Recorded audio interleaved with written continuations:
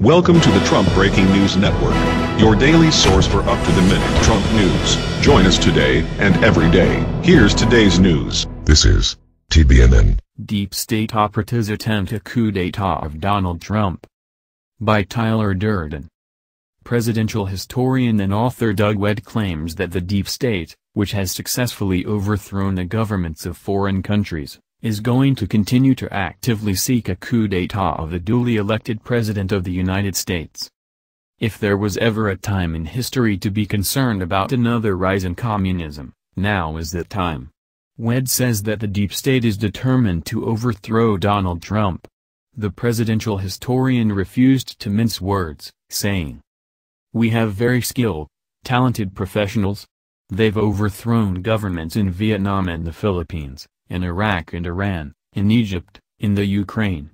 Duly elected democratic governments. They created what they called popular uprisings.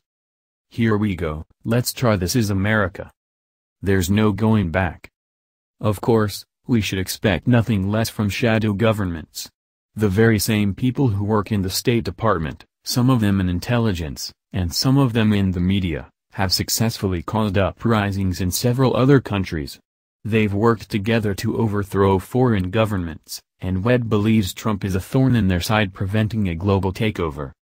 The deep state has become somewhat of a mainstream topic of discussion since Trump's election.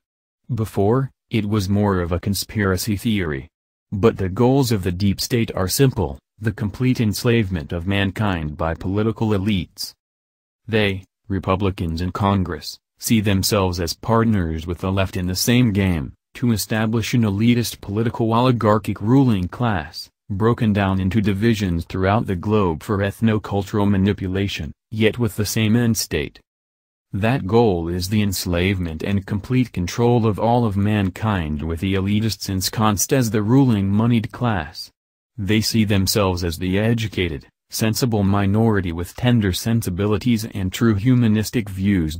Who must take a stand in the globalist crusade against the barbaric Neanderthals of the proletariat and populist serfs.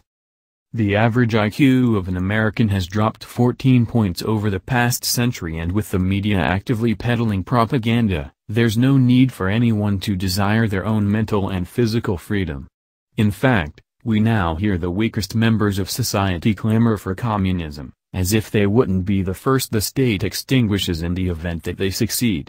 Communism preys on those who are producers and has little interest in those who actually desire it. It has been apparent to those not blinded by partisan politics that something is going on in the government right now, yet most simply call it a witch hunt, simply for lack of wanting to admit the deep state exists. It certainly looks like a battle between democracy and the deep state.